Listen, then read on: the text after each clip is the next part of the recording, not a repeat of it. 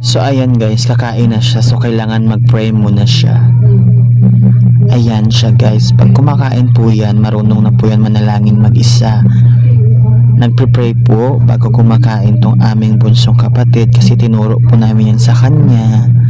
So ayan, dahil day off po ang kuya, so sa mga hindi po nakakaalam, ako po ay isang panganay na kapatid at ito po ang aking bunso na pinag-aaral ko. So ayan, sabi ko, kumain ka na dahil papasok tayo sa first day of school mo.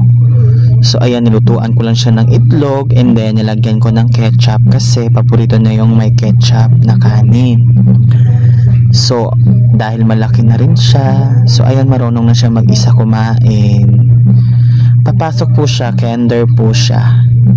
Ayan. So ayan guys, di ko na napakita sa inyo kung paano ko siya bihisan, baka sa next video niya. So ayan, dahil nagmamadali na kami, dahil malapit na kami malate, so ayan, papunta na kami sa school. So ayan, naglalakad lang po kami papunta sa school niya kasi mahal ang pamasahe. So dyan na po kami, ayan na po yung school niya. Then ayan po yung may red tsaka white na pintura. So ayan, makikita nyo po ang daanan namin dito. Ayan po yung bag na bigay sa kanya ng aming mayor dito. So ayan na po, naghihintay na po kami, napapasok na siya. Syempre hindi ko siya pwedeng iwan, kailangan makapasok muna siya sa loob bago ko siya iwan kasi baka mamaya ay mawala siya. So ayan, tinutulungan ko siya sa kanyang bag, inaayusan ko din siya. Ayan guys, nainitan siya. Sabi ko, hi ka naman. Ayan yung pangalan niya, ayan yung ID niya. Sabi ko, ayusin mo mag-aral ha, kasi habang kaya ko pang maibigay sa'yo ang mga tulong na kailangan ko, na kailangan mo, ibibigay ko. So ayan, nakita sila ng classmate niya, inayaan ko muna.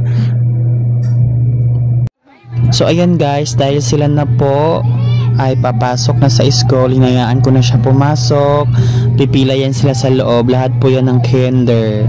Ayan po yung mga classmate niya lahat sa loob ng school, and then meron po silang security guard na mag-a-assist din sa kanila sa loob. So ayan, sabi ko, Ken, ingat ka ha, ayusin mo pag-school mo, sumunod kay teacher, sagutin lahat ang pinapasagot ni teacher, ayoko ma-stress sa'yo si teacher, galingan mo sa school mo. Ayan, sabi ko, bye-bye, ingat ka lagi sa iyong pag-school. Ayan siya guys, nainitan niyo, pero okay lang, may panik naman siya sa likod. Ayan nag-assist sa kanila yung mga barangay. Ayan po, pati yung mga barangay namin dito tumutulong din sa pag-assist sa kanila since hindi pa sila marunong talagang mag-line kasi kinderman sila. So ayan, sabi ko, bye-bye, ingat ka lagi sa school, huwag magpapasaway ha, sabi ko sa kanya. Come stop the crying, it'll be alright.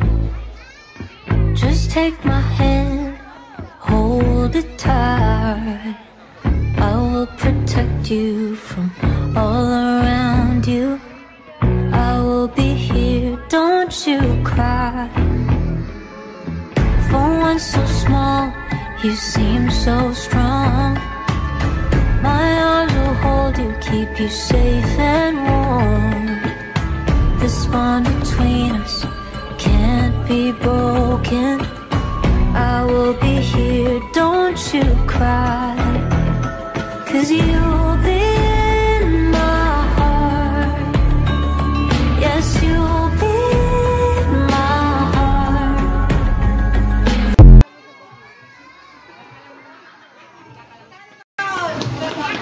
Magkano baon?